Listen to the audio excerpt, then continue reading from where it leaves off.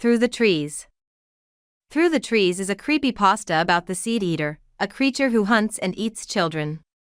The story is told through a journal, which suggests the narrator became obsessed with finding the creature, leading to a descent into madness as they research and track it through the woods. The seed eater, also known as the Birdman, is a half-bird, half-human monster who wears a mask with a single eye hole. Lost episodes. A lost episode-style creepypasta is typically written from an anecdotal point of view about an unaired or missing episode of a television show that the author has accidentally observed. The episode mentioned is unpleasant in nature, veering significantly in tone and subject matter from the original series.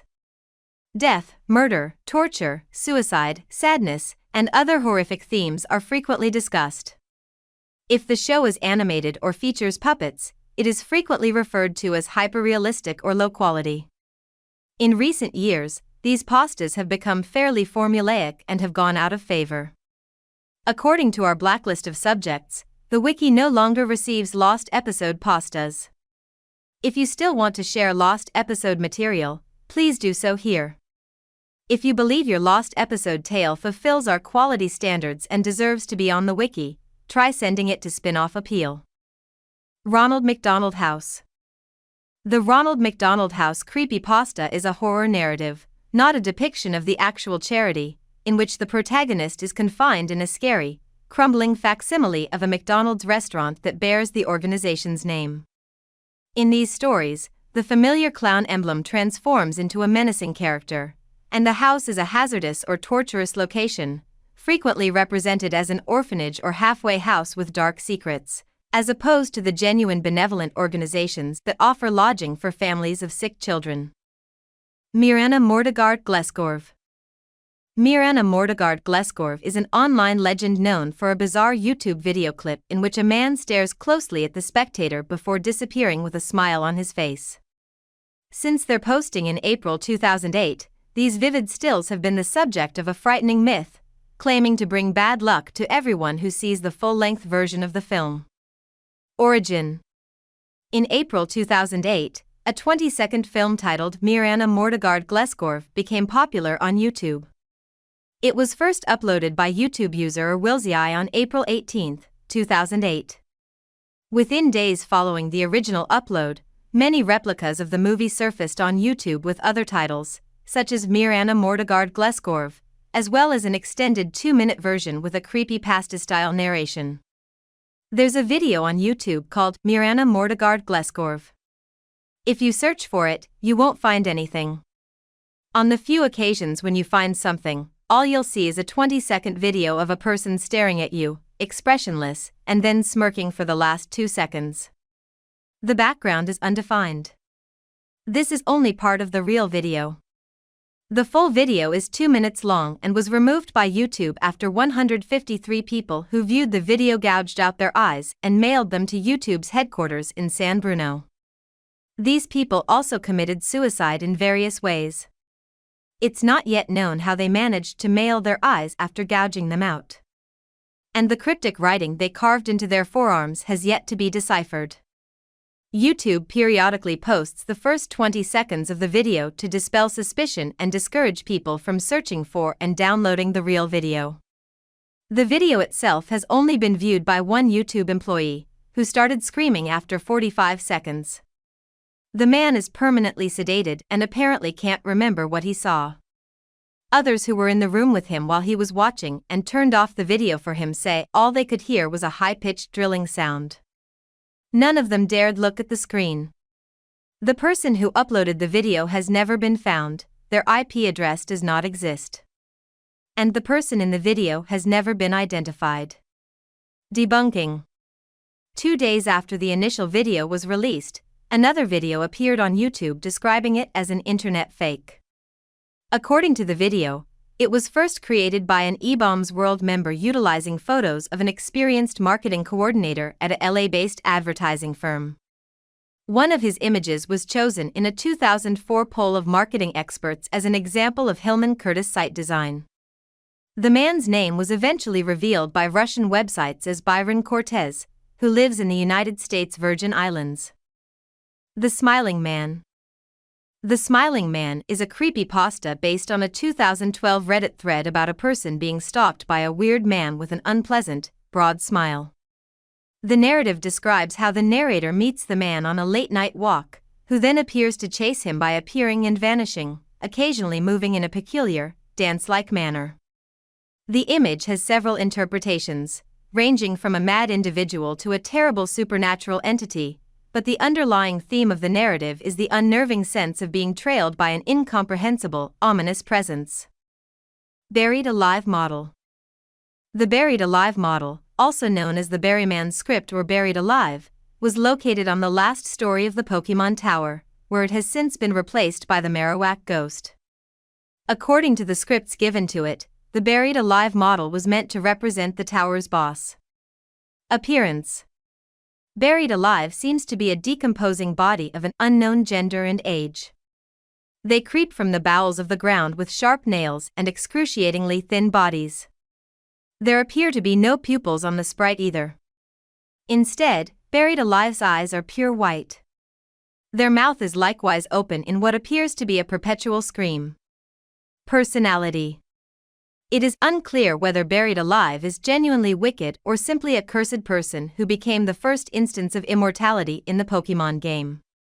As hinted by the conversation before the combat, they appear nearly frantic in their voice when confronted by the player.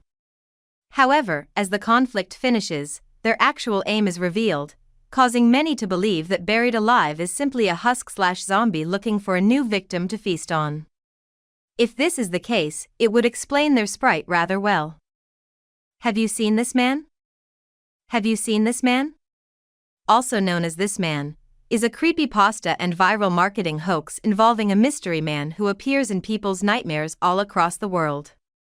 The incident began in 2006, when a psychiatrist spotted a patient sketching a guy from her nightmares and forwarded the painting to colleagues, who discovered that their own patients recognized the features. The story's genesis. The narrative originated in 2006, when a lady drew a figure she had seen in her dreams. Pen Pal. Pen Pal is a creepypasta horror story by Dathan Auerbach that became a novel about a man who discovers a stalker has been compulsively following him since childhood. The terror comes from an apparently benign kindergarten pen pal activity in which the narrator's class writes letters with balloons. However, his balloon-tied letter leads to a lifetime stalker who torments him and his loved ones through a succession of creepy, photo-filled letters and occurrences. Mr. Widemouth. Mr. Widemouth is the titular major adversary in the well-known creepypasta story Mr. Widemouth. He is a mischievous monster whose nature is to influence youngsters into harming themselves, resulting in the deaths of several young children. Origin. The narrator of the creepypasta Mr. Widemouth was diagnosed with mononucleosis, sometimes known as the kissing illness, when they were 5 years old, which meant they would have to be bedridden and housebound. Shortly after being diagnosed, the narrator saw a little, diminutive creature with a huge mouth and inquired as to his name. The monster responded that his name was Mr. Widemouth. The narrator remarks on Mr. Widemouth's looks, stating that he resembled a Furby toy. Mr. Widemouth was perplexed for a while until the narrator explained what a Furby was, and Mr. Widemouth quickly commented that a Furby could never compare or be the same as having a real buddy. Mr. Widemouth would hide beneath the narrator's bed, claiming he didn't want the narrator's parents to see him because he was scared they would refuse to let him play with the narrator. Shortly after meeting Mr. Widemouth and spending a few days with him, when the narrator's mother arrived to conduct her daily check-in on the narrator, Mr. Widemouth informed her that he wanted to take the narrator to a little room at the end of the house's corridor. The narrator resisted the offer but eventually consented owing to Mr. Widemouth's persistence.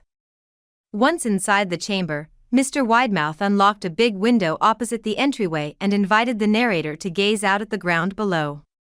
Mr. Widemouth informed the narrator that he pretended there was a trampoline at the bottom and that if he imagined hard enough, he could bounce up as light as a feather, and he suggested that the narrator try. The narrator rejected, and Mr. Widemouth's face contorted into a scowl before disappearing beneath the narrator's bed and being silent for the rest of the day. The next day, Mr. Widemouth approached the narrator with a little box, explaining that he intended to teach them how to juggle and that the things in the box would help them practice. When the narrator opened the package, they were terrified to see the blades inside and quickly yelled in fury, screaming they couldn't since their parents forbade them from touching even a single knife. Mr. Widemouth frowned as he insisted once more, and when the narrator refused, Mr. Widemouth's expression darkened into a scowl, and he remained beneath the bed for the rest of the day. The narrator went on to explain how they started having trouble sleeping because of the thought of Mr. Widemouth being under their bed, and how he would wake them up at night saying he had placed an actual trampoline that they couldn't see, and how even if the narrator refused, Mr. Widemouth would persist and even sometimes stay by the narrator's side all night encouraging them to jump. When the narrator eventually got permission to walk outside, Mr. Widemouth was waiting for them and showed them a trail, stating he had many friends travel down it and that one day he would take the narrator down it when they were ready. Soon, the narrator and their family had packed their belongings onto the truck and were set to leave. Mr. Widemouth stared at them through the narrator's window, remaining still until the truck moved.